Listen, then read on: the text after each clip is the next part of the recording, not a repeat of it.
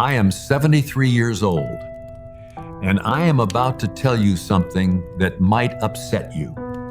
In fact, I hope it does, because if this doesn't upset you, nothing will change. Society, your teachers, your bosses, maybe even your parents, they have lied to you.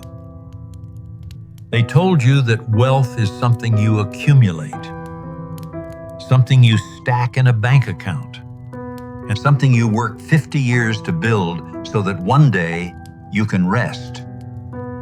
They are wrong. At 73, I've realized the truth. We are all born billionaires, but not in dollars, in minutes. When you are 20 years old, you are walking around with a fortune you cannot even comprehend. You have millions of minutes ahead of you. You are the wealthiest person in the room.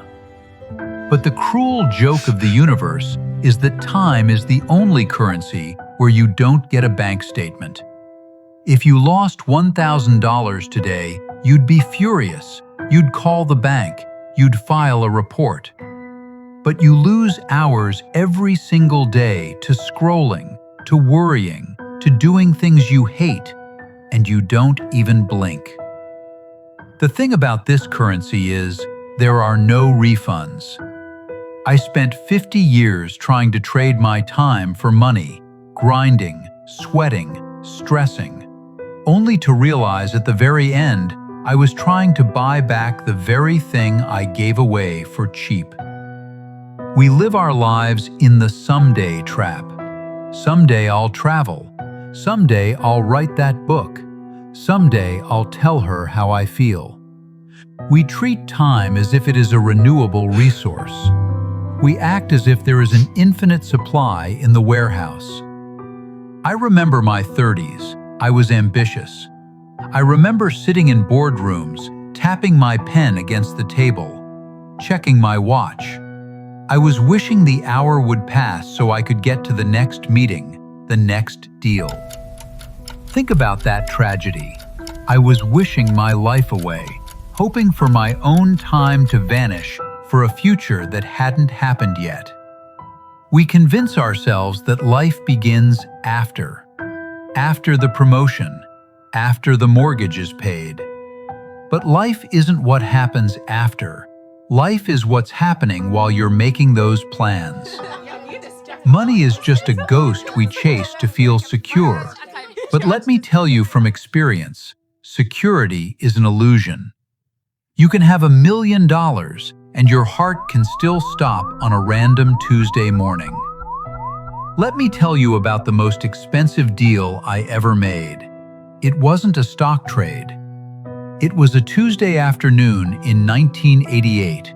My daughter was 3 years old. My wife called me. She said, "She's trying to walk. I think it's happening." I was at the office. I had a critical client. I told my wife, "I can't.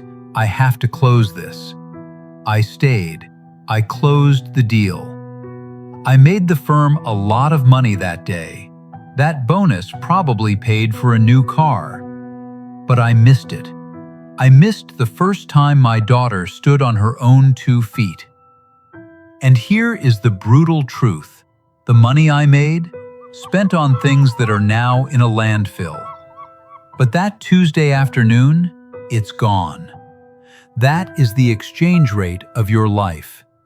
Every time you say yes to the wrong thing, you say no to the right one. People say life is short, but that's too vague. Let's do the math. If you are 30 or 40 years old and your parents are 70, you might think you have 20 years left. But if you live in a different city and you see them twice a year, you don't have 20 years. You have 40 visits. That's it. If you turned those visits into days, you might have less than 2 months of actual time left. When you look at the math, is that argument you're holding on to really worth one of your 40 visits?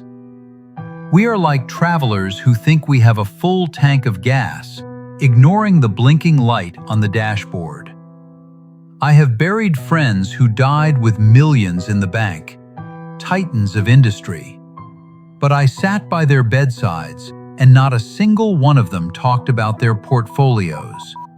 Not one of them bragged about their ROI or how late they stayed at the office in 1995. They talked about the trips they didn't take, the hobbies they buried under a pile of invoices. One friend told me, "I spent my life climbing the ladder, only to realize it was leaning against the wrong wall." My biggest regret isn't money. It's not realizing that being rich isn't about the number in the bank. Real wealth is the ability to say no to things that don't matter, so you can say yes to the sunset. Real wealth is waking up without an alarm clock. Real wealth is a calm mind. So here is my advice to you from a man who is running out of currency. Stop waiting for the perfect time. The perfect time is a myth created to keep you docile. Life is messy, it is loud, and it is breathtakingly short. Go on that trip. Buy the ticket. Forgive that friend. Holding that grudge is like letting them own a piece of your soul. Hold your children a little longer, even if you're late for work. Wake up.